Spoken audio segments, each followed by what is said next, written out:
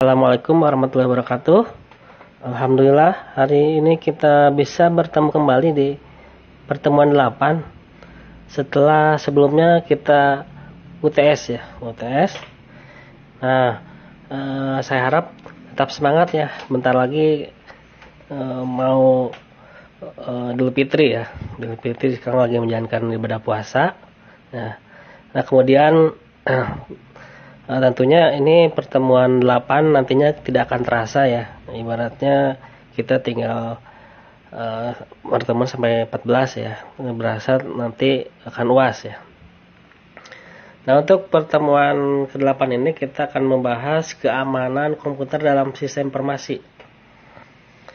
Nah, jadi harus dipahami dulu di sini mengenai sistem itu adalah suatu sekumpulan elemen ya atau unsur yang paling berkaitan dan memiliki tujuan yang sama, itu yang sistem. Nah, kemudian keamanan. Nah, kalau keamanan itu adalah suatu kondisi yang terbebas dari resiko. Nah, kemudian ada komputer, keamanan komputer. Nah, komputer itu adalah suatu perangkat yang terdiri dari software dan hardware serta dikendalikan oleh brainware atau manusia gitu. Nah, dan jika ketiga kata ini dirangkai maka akan memiliki arti suatu sistem yang mengkondisikan komputer terhindar dari berbagai risiko gitu ya. Itulah sistem keamanan komputer. Nah, di sini keamanan komputer ialah tindakan untuk mencegah yang diambil untuk menjaga komputer dan informasi yang ada di dalamnya tetap aman dari perangkat yang tidak berhak gitu ya. Nah, berarti bagaimana cara mengamankan perangkat dan sistem. Tuh, ini yang perlu. Makanya sekarang itu sedang banyak yang membutuhkan itu IT security gitu ya. Kenapa IT security? Karena banyak terjadi transaksi penjualan online, jadi membutuhkan bagaimana cara mengamankan transaksi. Itu. Jadi transaksi itu harus aman, baik data pelanggan, data dari perusahaan harus aman, tidak boleh sampai bisa diambil sama pihak ketiga gitu atau orang yang tidak berhak mengaksesnya. Nah, di sini pengamanan yang disarankan. Nah, di sini pertama terapkan rencana pengamanan untuk mencegah kebobolan. Nah, berarti semua juga harus direncanakan terlebih dahulu. Apa yang akan dilakukan untuk pengamanan tersebut. Jadi kalau tanpa ada rencana, ibaratnya segala sesuatunya serba mendadak, nah itu akan membahayakan. Apalagi jika perusahaan-perusahaan besar kalau tidak memiliki rencana itu gak lama bakalan celaka, ibaratnya bisa bangkrut ya karena datanya dicuri atau bagaimana. Nah, kemudian memiliki rencana jika pembobol terjadi. Nah, jadi punya alternatif. Nah, plan A. Nah, ini untuk mengamankan. Ternyata setelah kita mempunyai plan A, ternyata sistem masih bisa kebobol. Nah, berarti kita harus memiliki plan B gitu ya. Nah, jadi harus bisa mengatasi gitu. Jadi kalau bisa ibaratnya sistem itu udah aman. Nah, ketika masuk berarti harus ada warning gitu ya. Harus ada peringatan gitu ya. Jadi wah ini rencana A gagal, nah berarti B langsung bertindak gitu. Nah, kemudian buatlah backup. Nah, buatlah backup itu jika data itu sangat penting ya. Jadi khawatir data itu ada yang mencuri atau hilang, ya harus punya backup gitu. Jangan sampai ya tidak ada backup data. Jadi nanti ketika hilang atau korup ya udah selesai gitu.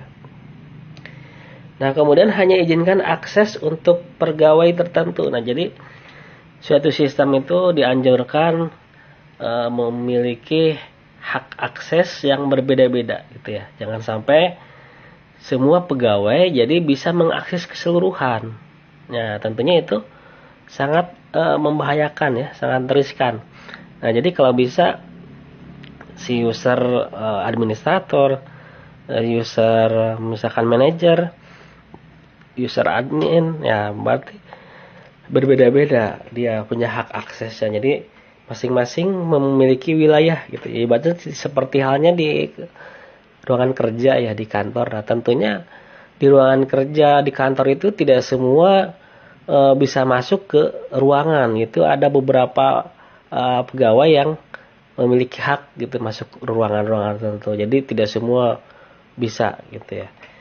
Nah, kemudian hanya izinkan akses untuk pegawai tertentu ya, tadi ya udah dijelaskan. Kemudian ubah password secara teratur.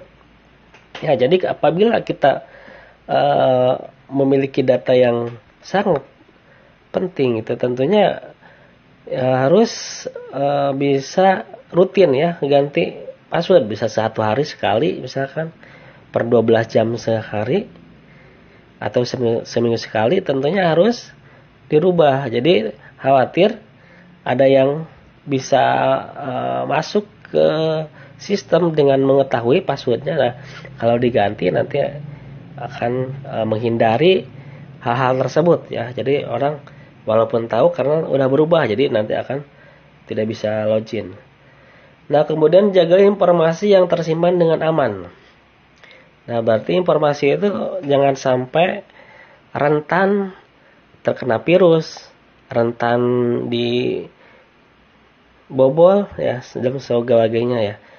Nah, kemudian gunakan software antivirus. Nah, ini antivirus untuk mendetek apakah terjadi satu ancaman ya dari virus atau tidak. Jadi biar terdetek. Tapi antivirusnya gunakanlah yang premium ya, gunakan yang berbayar, karena kalau yang free ya jadi masih rentan ya, masih banyak kekurangan gitu ya. Nah, kemudian gunakan biometrik untuk mengakses sumber daya komputer. Nah, biometrik kalau sarannya sudah tersedia, jadi gunakan biometrik. Nah, kemudian rekrut tenaga kerja atau pegawai yang bisa dipercaya. Nah, jadi perusahaan tentunya akan mencari pegawai yang jujur, yang bisa dipercaya gitu. Karena pegawai yang tidak bisa percaya nanti akan membahayakan perusahaan. Makanya modal utama itu kejujuran ya, kejujuran. Jadi ibaratnya kalau orang jujur itu bisa dijadikan orang pintar, gitu prinsip dari beberapa perusahaan itu. Makanya lebih memilih orang jujur ketimbang orang pintar. Nah, tapi orang pintar akan belum, kalau orang pintarnya tidak jujur, nah itu akan membahayakan. Terus susah untuk dijadikan jujur gitu. Jadi di situ. Nah, apalagi kalau orangnya pintar jujur, nah itu paling cari-cari oleh perusahaan gitu ya. Tapi kalau tidak ada yang pintar dan jujur ya lebih baik perusahaan itu akan memilih orang yang jujur. Makanya modal utama itu kejujuran. Ya, kemudian keamanan komputer selanjutnya ada enkripsi. Nah, ini proses penyandian pesan sebelum memasuki jaringan atau gelombang udara, kemudian membuka kembali pada ujung penerima. Jadi seperti halnya pertemuan sebelumnya kan ada kriptografi gitu ya. Jadi pengiriman pesan yang rahasia gitu. Jadi Cipper ya, sebelumnya udah dipelajari dan udah beberapa yang sudah mengerjakan tugas untuk pembuatan video kriptografi ya. Sudah saya share ya, udah saya posting di YouTube, bisa dilihat di channel atau sudah saya bagikan ya di grup. Nah, kemudian keamanan komputer selanjutnya bagaimana enkripsi bekerja. Nah, jadi sistem kunci rahasia simetrik. Jadi pengiriman dan penerima keduanya menggunakan kunci yang sama. Nah, sebenarnya ini udah dibahas ya, kita lewat aja karena hampir sama dengan kriptografi. Nah, kemudian selanjutnya ada firewall. Nah, jadi hardware dan software yang dirancang untuk menjaga agar user yang tidak berhak tidak dapat masuk ke sistem jaringan. Nah, tentunya firewall itu bagi kita ya yang sehari-hari di bidang IT sudah bukan barang yang langka atau yang asing. Karena di komputer juga sudah tersedia firewall ya untuk mengamankan komputer kita, gitu. Firewall dinding api ya kalau arti secara bahasanya. Nah, tapi di sini maksudnya itu untuk menahan serangan gitu ya, firewall itu. Nah, kemudian di server juga biasa ada firewall gitu.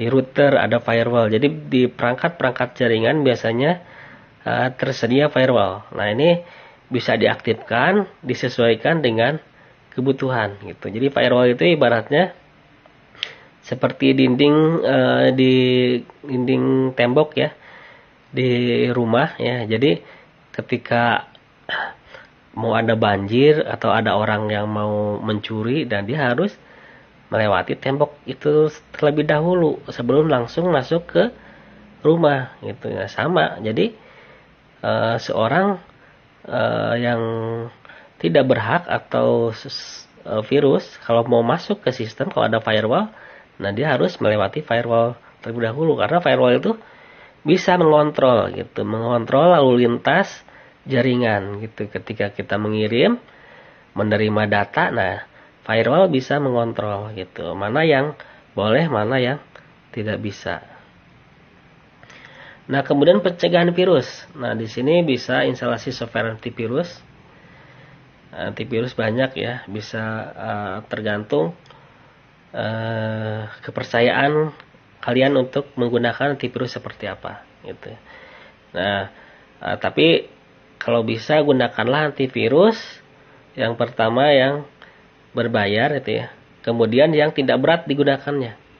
Ada beberapa virus yang diinstal itu malah laptop berat, jadi memakan memori besar. Biasanya antivirus itu berjalan pas booting awal ya. Di situ kalau virusnya berat, jadi akan menambah beban booting dari komputer. Apalagi kalau komputernya itu speknya rendah. Tentunya kalau diberikan antivirus yang berat gitu ya, tentunya ya akan lama bootingnya atau bisa-bisa hang.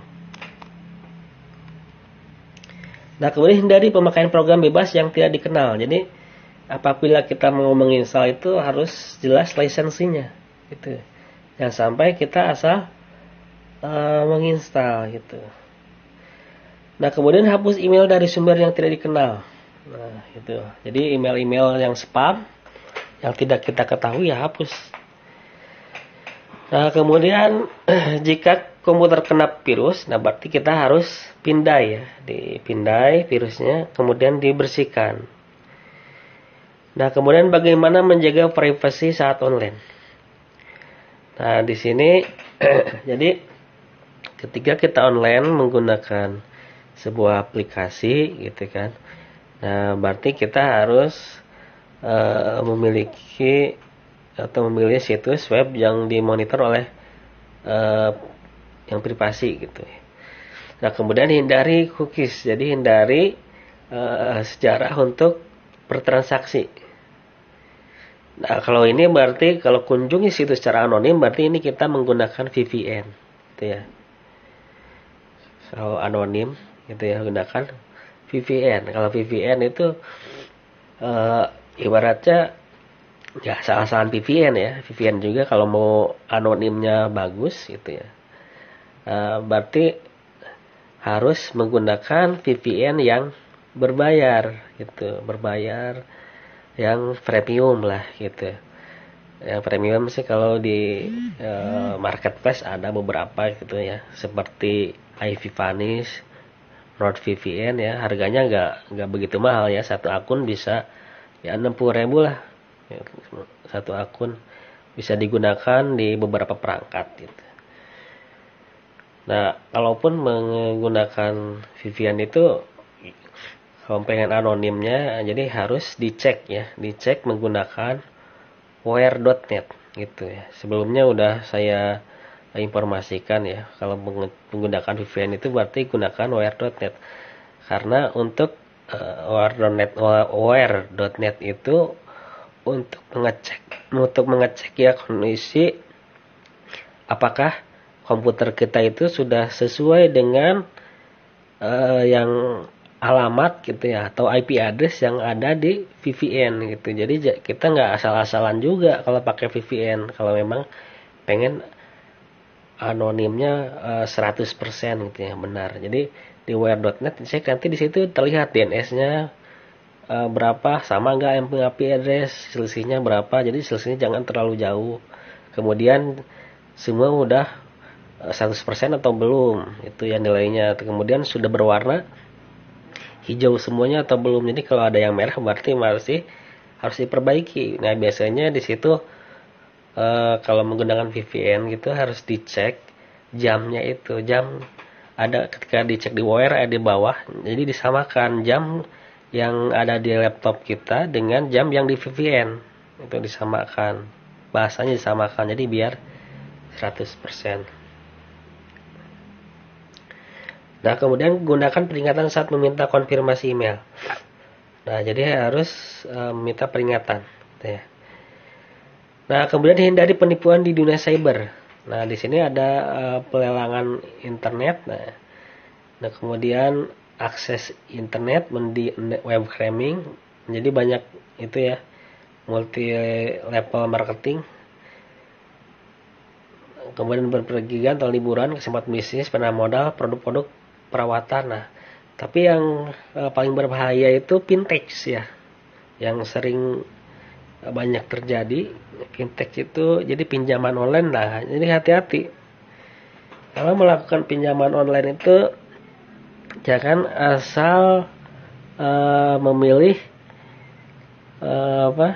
situs sembarangan gitu. Jadi bisa-bisa nanti kita nggak bisa bayar pinjamannya. Misalkan kita pinjam 1 juta, nah nanti bunganya itu malah besar, ibaratnya bunganya per jam atau per 30 menit. Nah jadi yang tadinya 1 juta bisa jadi 10 juta gitu. Makanya dilihat apakah udah terdaftar di OJK atau udah aman. Jadi jangan sampai asal-asalan. Jadi banyak berita yang minjam secara online malah habis-habisan ya. Jadi nggak lunas-lunas. Jadi ditagih terus. Jadi nggak lunas-lunas. Makanya harus berhati-hati ya untuk fintech, untuk peminjaman online. Nah sampai di sini pertemuan hari ini ya. Mudah-mudahan bisa dipahami dan bermanfaat. Sekian, assalamualaikum.